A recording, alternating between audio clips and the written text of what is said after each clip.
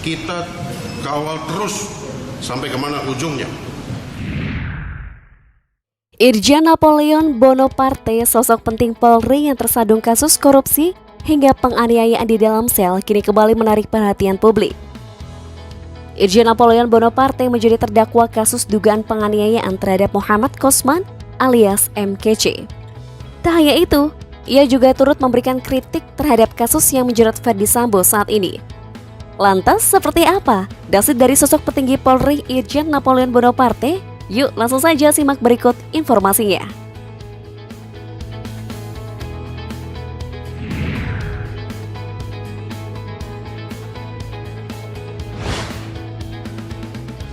Irjen Napoleon Bonaparte yang kini kembali tersandung kasus juga ikut memberikan kritik terhadap kasus pembunuhan berencana yang dilakukan oleh Ferdy Sambo kepada Brigadir Yosua.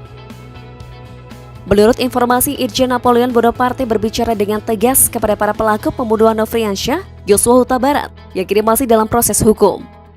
Sosok berpangkat Jenderal Bintang 2 tersebut bahkan menantang para pelaku untuk mengakui perbuatan dan berbicara jujur tentang kasus Brigadir J yang tewas mengenaskan di rumah dinas Kadipropam Irjen Ferdy Sambo di Kompleks Polri Duren 3, Pancoran, Jakarta Selatan. Irjen Napoleon Bonaparte juga mengapresiasi keluarga besar Brigadir Yosua serta para penyidik yang telah melakukan penyelidikan ulang sehingga dugaan-dugaan yang tak benar di awal bisa diperbaiki. Ia juga mengatakan bahwa tidak semua polisi itu brengsek, masih ada polisi yang memiliki nurani. Tak hanya itu, ia juga berharap momen kasus Ferdy Sambo ini bisa menjadi momentum awal untuk membongkar skenario dalam peristiwa-peristiwa lain yang terjadi sebelumnya. Skenario dalam peristiwa-peristiwa lain yang terjadi sebelumnya. Diketahui Irjen Pol Dr. Andes H. Napoleon Bonaparte MSI atau yang lebih dikenal dengan nama Dapo Batara ini lahir pada 26 November 1965. Tak hanya kasus yang menjeratnya, foto Napoleon Bonaparte sewaktu masih muda pun ikut viral di media sosial. Karena foto tersebut tak sedikit netizen yang memuji ketampanannya.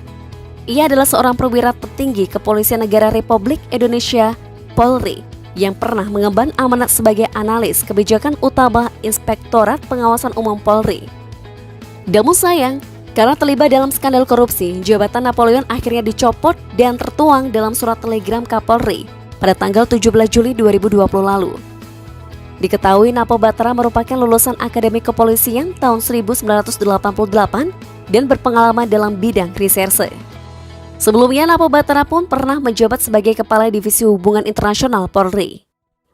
Seperti yang kita ketahui, Napoleon Bonaparte merupakan tahanan kasus suap dari seorang terpidana korupsi Joko Chandra, di mana Napoleon Bonaparte terlibat dalam skandal pelarian buron kasus Bank Bali, Joko Chandra yang bisa keluar masuk Indonesia. Sementara itu, Joko Chandra telah menjadi buronan sejak tahun 2009 silam. Napoleon terbukti menerima suap sebanyak $350.000 Amerika atau sekitar 5,137 miliar rupiah dan $200.000 Singapura atau setara 2,1 miliar rupiah. Kasus ini pertama kali mencuat ketika masyarakat anti korupsi Indonesia menyatakan bahwa ada aparat yang terlibat dalam mengeluarkan surat jalan Joko Chandra. Keterlibatan Bonaparte dalam hilangnya nama Joko Chandra dari daftar Red Notice Interpol dibenarkan oleh Kepala Biro Penerangan Masyarakat Karo Penmas, Divisi Humas Polri, Brigjen Awi Setiono, dan tindakan tersebut merupakan pelanggaran kode etik. Menurut informasi, Bonaparte menerima uang senilai $200.000 Singapura pada 28 April 2020, kemudian $100.000 pada 29 April 2020, dan $150.000 pada 4 Mei 2020. Dan pada tanggal yang sama yakni tanggal 4 Mei 2020, Bonaparte menginstruksikan kepada salah satu bawahannya, yakni Toby Arya Duyanto, untuk membuat surat atas nama Divisi Hubungan Internasional dengan judul Pembaruan Data Pemberitahuan Interpol kepada Kementerian Hukum dan Hak Asasi Manusia. Keesokan harinya, dia membuat surat serupa ke Kementerian Hukum dan Hak Asasi Manusia. Kali ini menginformasikan kementerian bahwa data telah dihapus.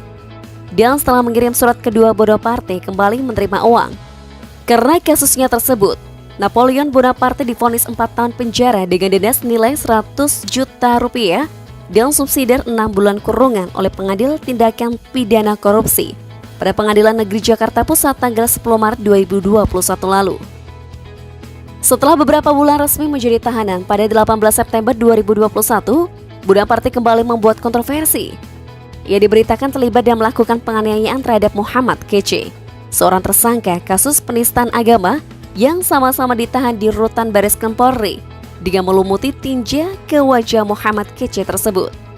Atas perbuatannya tersebut, Jenderal Bintang 2 polisi itu dijatuhkan hukuman 1 tahun penjara dengan pasal 170 ayat 2 ke 1 KUHP atau pasal 170 ayat 1 atau pasal 351 ayat 1 junto pasal 55 ayat 1 KUHP dan pasal 351 ayat 1 atas kasus penganiayaan. Namun Napoleon membantah bahwa pasal yang cocok menjeratnya adalah pasal 352 KUHP tentang penganiayaan ringan. Sebab menurutnya, perbuatan melumuri kotoran tidak menyebabkan kerusakan fisik. Namun dikabarkan Napoleon bersama tahanan lainnya yaitu Dedi Wahyudi, Jafar Hamzah, Himawan Prasetyo, dan Harminiko alias Coki alias Pak RT disebut melakukan penganiayaan terhadap MKC di dalam salah satu sel rutan Bareskrim Polri pada 26 Agustus 2021 dini hari. Dan atas perbuatannya itu MKC mengalami luka-luka. Ya, walaupun Napoleon dengan MKC sudah saling memaafkan, namun hukum harus tetap berjalan. Sebelum terjerat kasus korupsi dan penganiayaan, siapa sangka Irjen Napoleon Bonaparte adalah salah satu petinggi polisi yang memiliki segudang prestasi dan jabatan tinggi. Berikut ini adalah 10 riwayat jabatan Napoleon Bonaparte. 1. Kapolres Ogan Komering Ulu Polda Sumsel 2006. 2. Reskrim Polda Sumsel 2008. 3. Direskrim Polda DIY 2009. 4. Kasumdit 3 Ditipidum Bareskrim Polri 2011. 5. Kabak Binlat Korwas PPNS Bareskrim Polri 2012. 6. Kabak Bindik Dit Akademik Akpol 2015. 7. Kabak Konfiner Set NCB Interpol Indonesia Dibhupinter Polri 2016. 8. Ses NCB Interpol Indonesia Dibhupinter Polri 2017. 9. Kepala Divisi Hubungan Internasional Polri 2020. 10. Analis Kebijakan Utama Itwasum Polri 2020.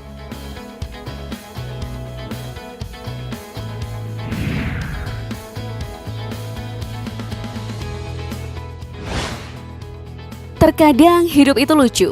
Polisi yang identik dengan memberikan keamanan malah ia yang berbuat onar. Tapi tenang, gak semua polisi juga kok gengs. Buktinya masih banyak kok polisi di luar sana yang mengemban amanahnya dengan baik dan menjunjung tinggi namanya sebagai polisi. Oh iya, jangan lupa untuk tekan tombol like, share, dan tombol subscribe kalau kamu belum subscribe. Sampai jumpa di video berikutnya. Bye!